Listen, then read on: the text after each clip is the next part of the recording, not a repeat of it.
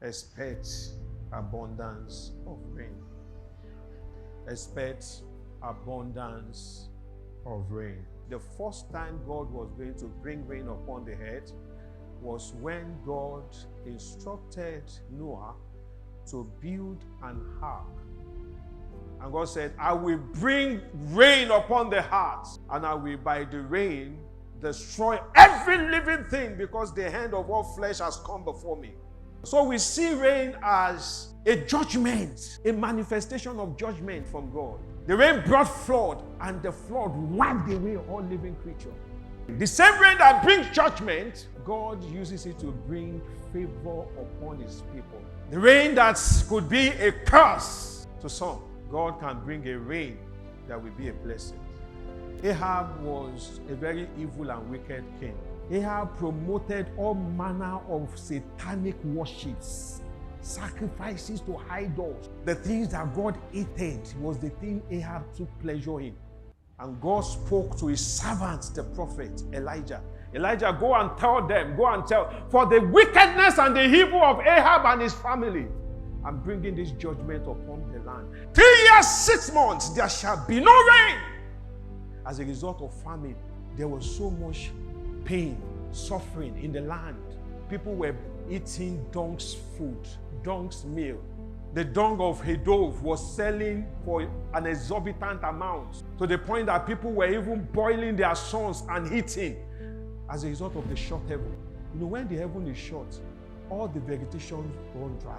Nothing grows. The whole land will become as a wilderness, and you know nothing prospers in the wilderness. Prosperity is suspended.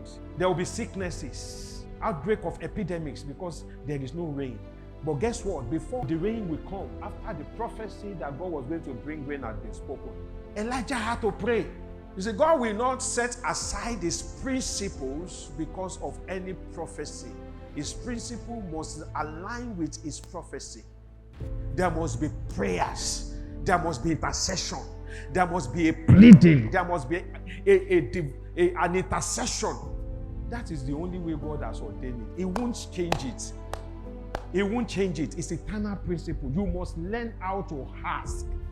When God sends his rain, the first thing he does is he revives the weary. You know, as a result of protracted and prolonged absence of rain, people's hearts would have become discouraged. People would have lost faith and lost hope. By reason of long waits, people would have, fainted in their hearts. Can any good thing still come out of my life? Can anything positive happen in Nigeria? Everything just looks so dry. There is hopelessness everywhere. There is weariness everywhere. Rain comes to revive the weary. So there must first be a revival. Maybe you have lost a relationship. The guy said he wasn't going to marry you, and you've become so weary. You don't even want to start another relationship. God is going to revive your heart. When the rain also comes, there is renewal. God brings renewal. Things that are already getting old and obsolete will suddenly be renewed. Say, behold, I will do a new thing. God did something new in the life of Lazarus. This guy was buried. But when Jesus told them to roll away the stone that wants to make a situation to be permanent, and suddenly the resurrection and the life brought rain upon Lazarus. Lazarus that was dead suddenly came back anew to life. And finally, when there is abundance of rain, there is restoration. Your floor has been lacking in weight before because there was famine, there was dryness, the heaven has been withheld, things have been withheld from you, and everywhere seems so dry. Your storehouse, you struggle to even have 10,000 in your account, to even have 5,000, struggle, but your floor will be full. As this rain comes, all the years that I have lacked, God will restore. Because God is sending abundance of rain, and you've got to be expectant. The harvest house, there is a sound of abundance of rain.